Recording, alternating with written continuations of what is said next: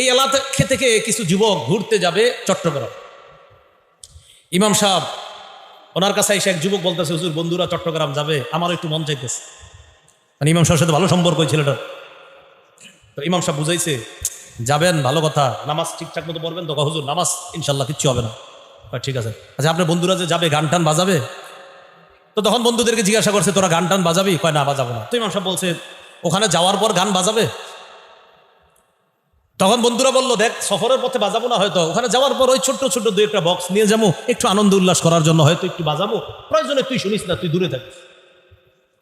তো ইমাম সাহেব এবার এটা শুনে বুঝাইছে, দেখেন ঠিক আছে দূরে থাকলে আপনার গুনাহ হবে না, কিন্তু আমার তো মনে হয় দূরে কতক্ষণ থাকতে পারবেন।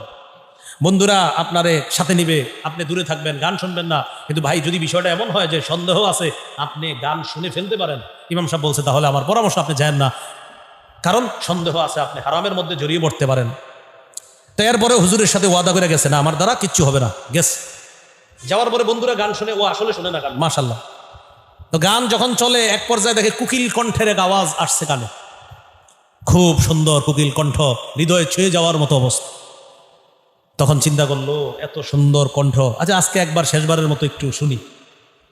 অনেকক্ষণ তো শুনি নাই, একটু শুনলে আর কি হবে। এই জন্য মনে রাখবেন, গান অন্তরে নেফাকি সৃষ্টি করে, বাস আপনার নেফাকি সৃষ্টি হয়ে গেল। এই জন্য নবীজি বলছেন, সন্দেহ হলেও দূরে থাকো, দূরে থাকো, হতে পারে ওটার মধ্যে তুমি জড়িয়ে পড়বা। ইমাম সাহেব আপনারা এত বুঝাইলো, আপনি ওটার মধ্যে জড়িয়ে পড়তে পারেন, কিন্তু আপনি বলছেন না, পড়বেন না, পড়বেন না, পড়বেন না, পড়ে গেছেন। এই জন্যই সন্দেহ থেকে যে বাঁচবে, তার দিন তার মর্যাদা আল্লাহ হেফাজত করবে।